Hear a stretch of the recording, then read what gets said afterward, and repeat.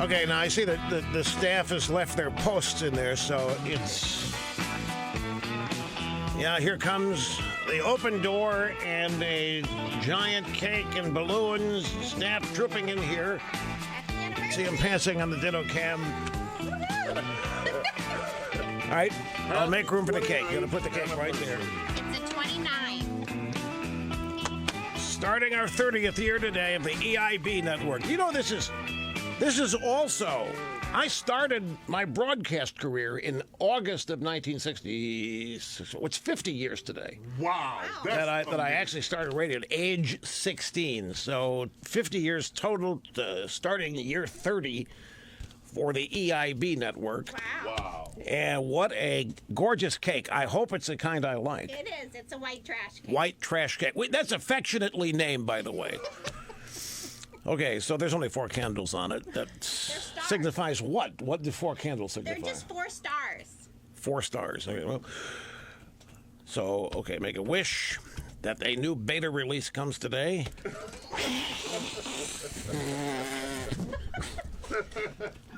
You tricked me. A trick candle in the 4. Thank you very much. Yes, my friends. It's no longer even worth asking them not to do it. They're going to do it anyway, and so I've just, I've had to work on learning to receive, learning to accept. It's one of these things that I've never been good at. Surprisingly, many people may be shocked at this. I don't like being the center of attention, particularly birthdays, anniversaries, and so forth. It makes me a little nervous, but I'm trying to work at it and get better. Greetings, great to have you all here. 800-282-2882. If you want to call and be on the program, send an email. It's rushbo@eibnet.us. Now, on anniversaries, Cookie goes back to the grooveyard of forgotten sound bites and tries to pull some things from previous programs that we can highlight and demonstrate to people who are new things that happened in the past on the program. And she tries to make them different each year.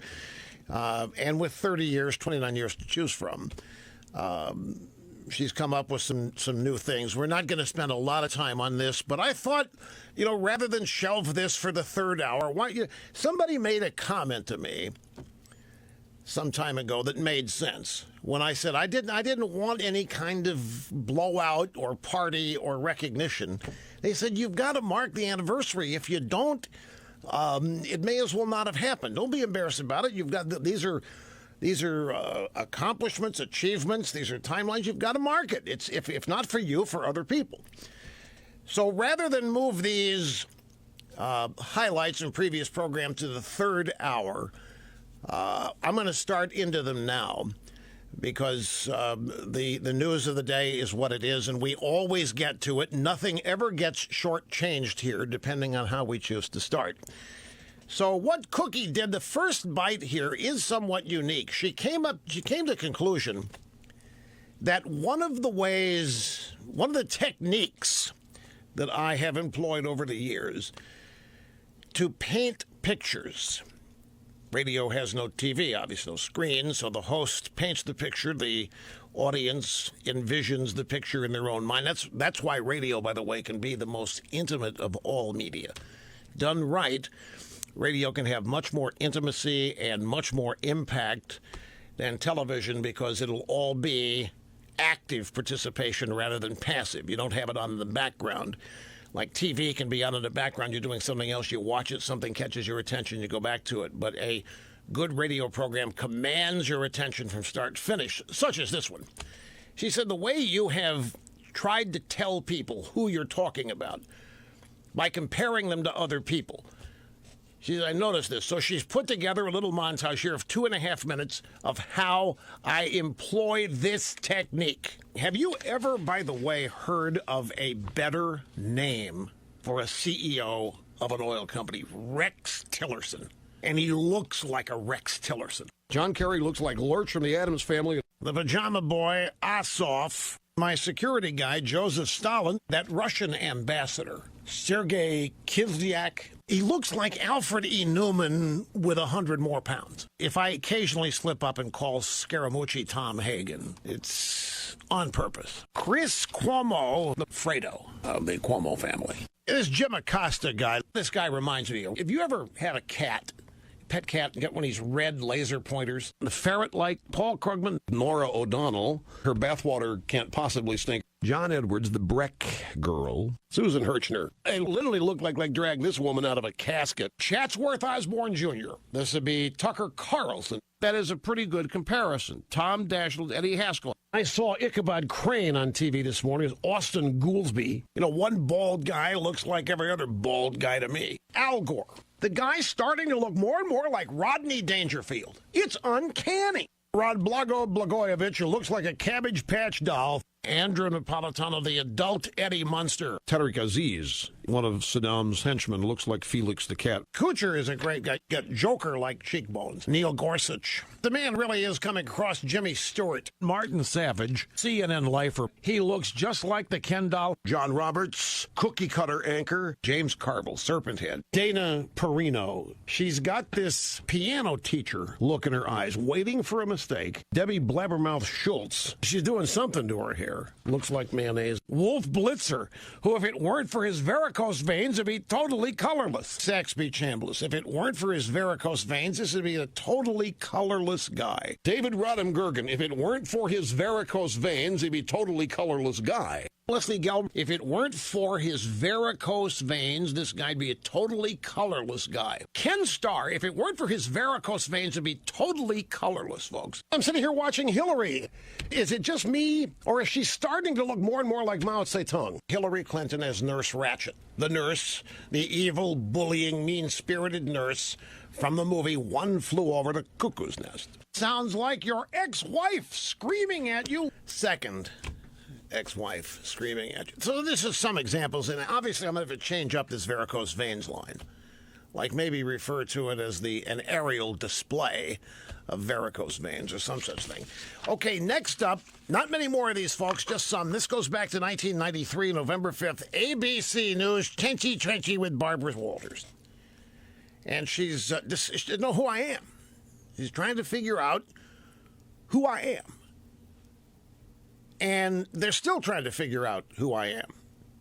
People in the drive-by media. For 29 years, they have been trying to figure it out. And alternately, they have various explanations for it. One day an entertainer, the next day the titular head of the Republican Party. The next day the guy scaring Republicans in Washington into following my lead. But, you know, they're no closer now than they were then because they simply don't understand conservatism.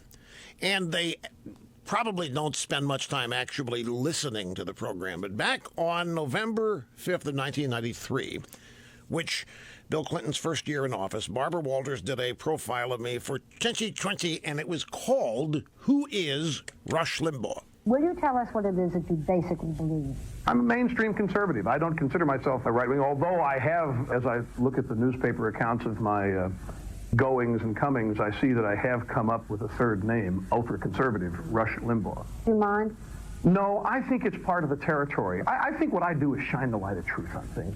And then the reaction is, well, let's label this guy something that'll discredit him. Let's call him a bigot. Let's call him a racist. Let's call him ultra this or ultra that. Do you care? I mean, does it hurt? I've looked at myself as a harmless, lovable little fuzzball, and so now, I have. No kidding. Yeah, I'm just touchy-feely. I'm not a threat to anybody. Come sit on my lap. I would love to. I've wanted to for the longest time. Sitting in Barbara Walters' lap, it continued November 5th, 1993.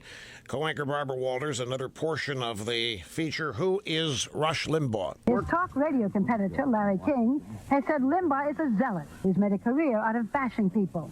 Nightline's Ted Koppel, who's had Limbaugh as a guest, views him differently. He's extremely articulate. Rush Limbaugh is, I guess to the left, he is sort of like an aching tooth. They can't stand him, but they can't leave him alone. And to the right, he's like cotton candy. They just keep gobbling him up. What influence do you think you have? Can you make people vote a particular way? Can you really change their views? I can. I think I'm validating. I think I am ratifying what people already think, and I think they're happy because I'm one of them. Also, I have fun. I combine, I think, two things that are not found anywhere else in the media, television, radio, newspapers. I combine irreverence, sense of humor, with the serious, credible discussion of consequential issues. And there is no one else who's doing that, left or right. One more bite from this show, November 5th, 1993. We haven't used these bites before. What's one of the reasons I like this? We have not, in all of these anniversary shows, we've not gone back, and these bites I haven't heard since they happened. In fact, I don't even know why the quality. It sounds like we got these over the phone. Anybody know why this is so? It's like somebody phoned these things in. It sounds like telephone quality, but it's 1993.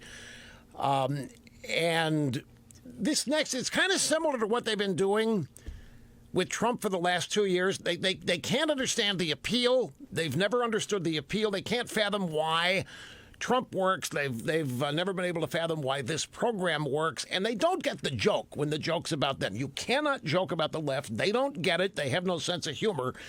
And they don't understand the bond with the audience. They don't understand that about Trump. They still don't. And you can see by how they're trying to break that bond. They don't have any idea how to do it. And the same thing here. Here's another example. Barbara Walters' profile, Who is Rush Limbaugh? ABC's Chenchy Chenchy in 1993. Rush, you want to ever be in politics? No, sitting here today telling you this, I have no desire to go into You could be politics. very effective that way. I can't see doing the basic thing one has to do in politics. Which is? Put your hand out and ask people to put something in it. Money. When money is in your hand, people want to pay back, and it's never with money. And it's say goodbye to independence. It's say goodbye to who you are. With all the stuff that's written about you, and all of the stuff that you say people make up and so on, what's the biggest misconception? They can't discredit my views, Barbara. They can't discredit my discovery of the truth because it's not based on anything phony. But boy, if they can label me as some kind of oddball, somebody in a childhood, my father beat me, or I'm still on a mission to prove my father wrong and all this, I am a threat to a specific group of people in this country known as liberals. I don't want to be a threat. I don't think they should feel threatened. If they do, it must be because I'm saying things about... It's only the truth that hurts, Barbara. It's only the truth. Say something lovable and modest, please. Just please say something modest. I have for about an hour. I can't remember. Something modest about why my show's a success. I can credit it to good taste and refinement of the American people. See, say something nice. Can you say something? Can you please just say something modest about yourself? Why can't you? And it's like always this thought of bombastic, mean-spirited extremism. But privately, you could tell she liked me. I've been in her top 10 list at the end of the year, I think, 3 different times. Top 10 most fascinating people. And no animosity between me and Barbara Walters. I should tell you about a dinner party that she and Liz Smith hosted one Christmas that Roger Ailes and I attended, and I ended up singing a homeless aria as my Christmas tune. They ran around the group and they wanted everybody to sing a Christmas carol, lead the group, and by the time they got to me, all the Christmas carols I knew had been sung. So I sang Ain't Got No Home as Placido Domingo. And you should have seen it. I just stand there, Liz Smith and Barbara Walters, and they wanted to grab the hook, get me out of there, because I was embarrassing them and their friends. That was about the time I figured out that when I was being invited to all these things, I was the circus act. Hey, here's this new oddball curiosity in town, this conservative. Let's have him over here and see if he can entertain us. Now we move on. David Brinkley. This was my first appearance on This Week with Brinkley. It aired December 26, 1993. And I also got on well with him. I love David Brinkley. I've watched his show, and it was an honor to be on it. He said, you obviously very much enjoy kicking liberals around, and a great number of people enjoy you doing it. When did you find out it was so much fun to do that? Anybody can tell you what they think, but if you can illustrate what you think, then you have a better chance persuading people. And I've just chosen to illustrate absurdity, which I consider much of liberalism to be, with absurdity. There aren't too many people who make jokes about liberals. They're afraid to. Why are they afraid? I think liberals have for so long had a corner on their issues They don't even consider themselves ideological. They just consider themselves right. Conservatives are ideologues and wrong, and liberals are right. And if you attack that, you're attacking sacred cows. You were a radio announcer. Suddenly you discovered liberals, began attacking them. What? Back to that. No, not back to it. I never left it. Well, why has talk radio, which you represent more than any other one person, the success of it, why has it become such a factor in this country? Because I think that there are more and more people who want to know information from alternative sources than what has become known as the dominant media. See, the liberals think that I'm creating this little army of mind-numbed robots out there, David, that are just carrying out my marching orders. And that's not at all what's happening. There's an entire segment of our population which feels that the things it believes in are routinely insulted or laughed at or made fun of in all other areas of the media. Not just news, but books, and television shows, movies, and so forth. And here I come and I stand up for what these people believe, and they're just happy about that. And that's been the case since day one. Do we have time to squeeze?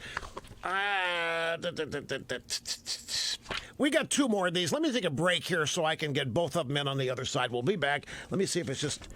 Yep, just two more of these, and we'll wrap the anniversary stuff and get on to the rest of the program. Right after this. 10 most... Starting our 30th year here at the Excellence in Broadcasting Network behind the golden EIB microphone. I just checked the email, and there was an email from a guy. You sound like you're hurrying through this stuff like you want to get past it. You should do more of this. This is great stuff.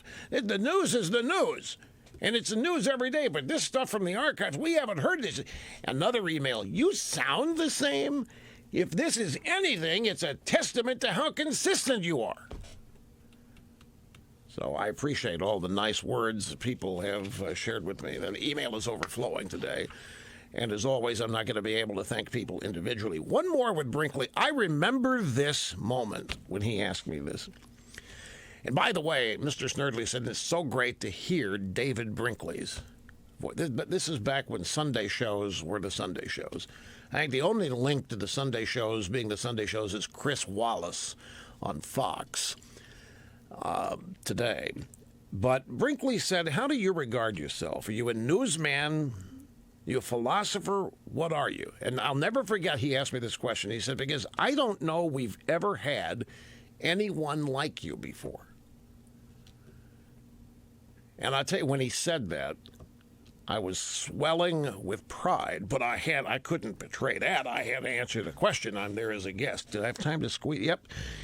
Here is, I think, there's no time on, 51 seconds. We got time. Here's my answer to, I don't know we've ever had anyone like you before. I'll tell you very simply what I do, and one of the reasons that people have so much trouble dissecting me and categorizing me is that I combine two elements that most people don't combine and very rarely found anywhere in the media, and that is a serious, heartfelt analysis and discussion of issues and ideas every day, combined with an almost irreverent sense of humor. It is thought by some serious journalists that once you start cracking jokes that you've disqualified your credibility on the serious side. And since my jokes and since my humor are all aimed at my serious side, too, making the same points in just a different way, I think that's where people have trouble. Is he an entertainer or is he a provocateur? Is he a philosopher or is he a commentator? Well, you also have another description of yourself, and then we have to go. You call yourself a harmless, lovable little fuzzball. That's right. That's right. And I still do. And that's in reaction and response to all of the paranoid schizophrenia about me being all these horrible, rotten things that every conservative happens to be accused of being, and I'm not. Now, this next and last bite that has connections to the anniversary program today, you've heard this. We've played this one before. December 10th, 1994, in Baltimore, Heritage Foundation Congressional Freshman Orientation at Camden Yards. And I was named an honorary member of the freshman class of 1994. There were 50 of them, or 52 maybe. They considered me to have been a giant factor in their election. And it's interesting to note that Joe Scarborough was one of them, for example, in 1994. This was the Newt Gingrich freshman class. When he became speaker. And it's interesting to note that of these 50 freshmen, the vast majority of them were gone after 6 years. They left in frustration. They were common, ordinary, everyday citizens and businessmen who had decided to run for Congress. They claimed, because of the influence of this program, and they got there, they got so frustrated at the inability to do anything as freshmen or even second year, because what happens, you arrive and the leadership immediately takes you under their wing and says, you like it here? You want to stay here? Yeah. Well, vote with the leadership and we'll see to it you have ample re-election funds and support. It happens in both parties.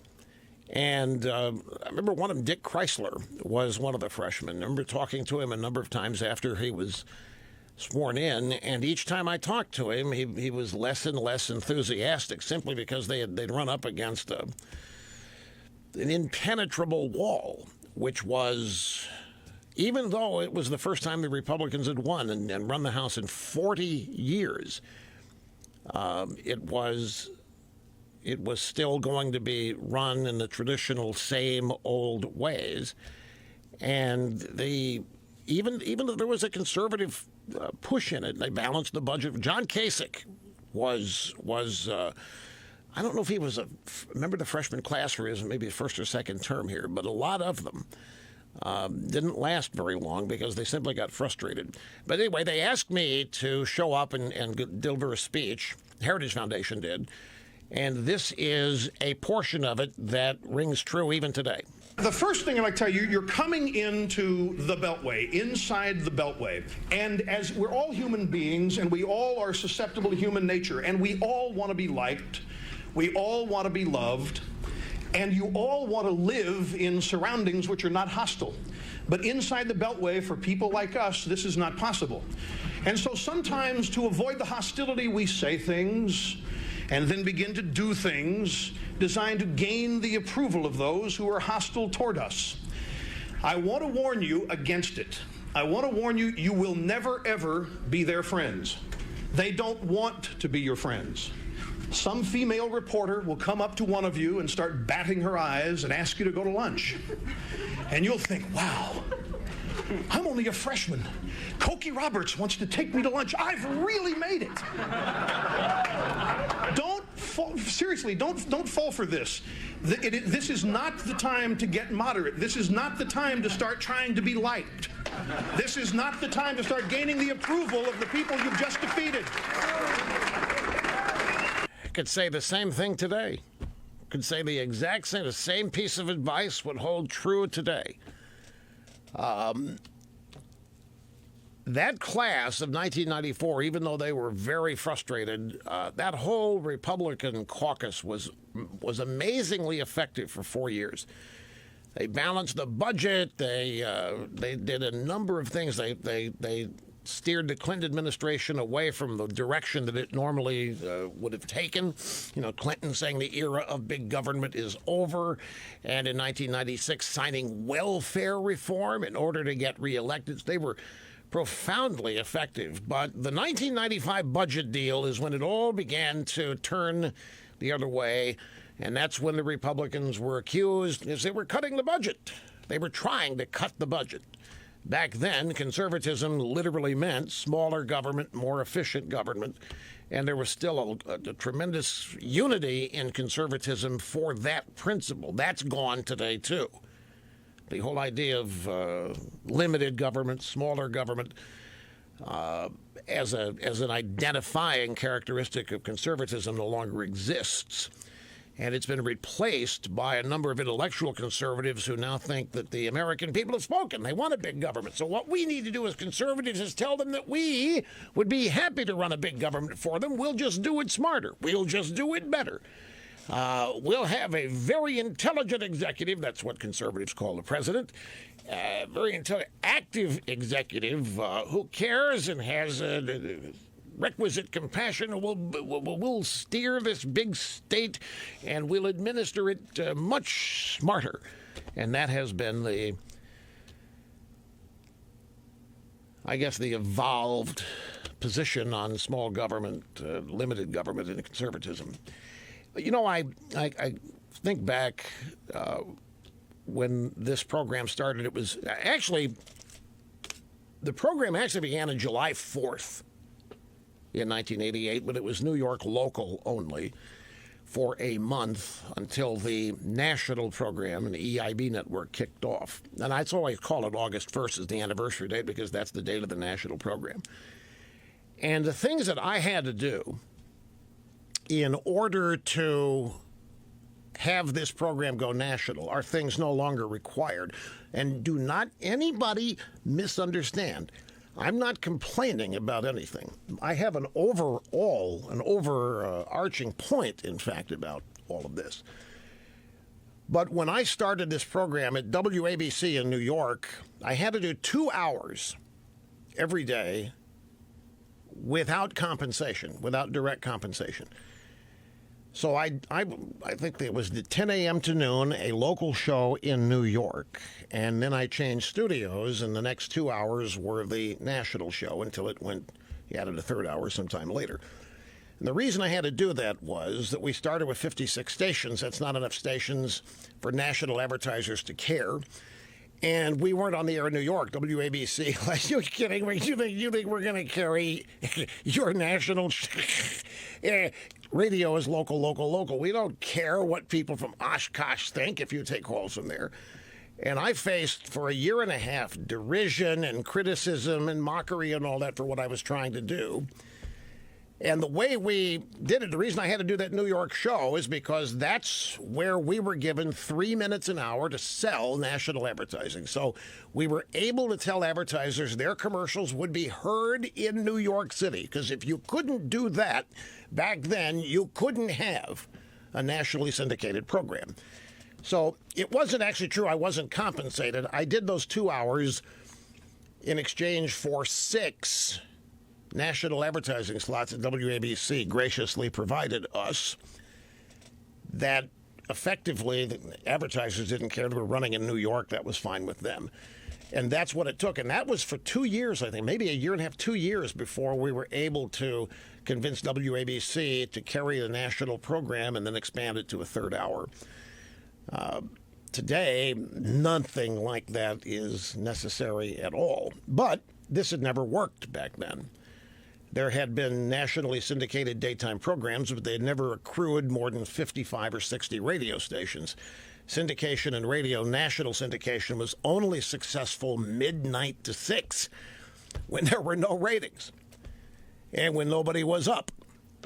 There were some nighttime shows. There was Bruce Williams and Sally Jesse Raphael, Jurassic Park herself, and they had nighttime programs, and they had a decent number of affiliates, but they were at nighttime when audiences then were much smaller than during the daytime. So succeeding in daytime syndication had never happened, and therefore nobody in radio thought it would work. Nobody had ever, and it was not. When I say I was teased and mocked, it was not what I was trying to do. It was East Coast New York City. Are you kidding? It was that kind of teasing. It was not personal. And the thing is, it took off. It grew like nothing ever had because of the content. And so for the first time, it worked when not a single expert in radio thought it would.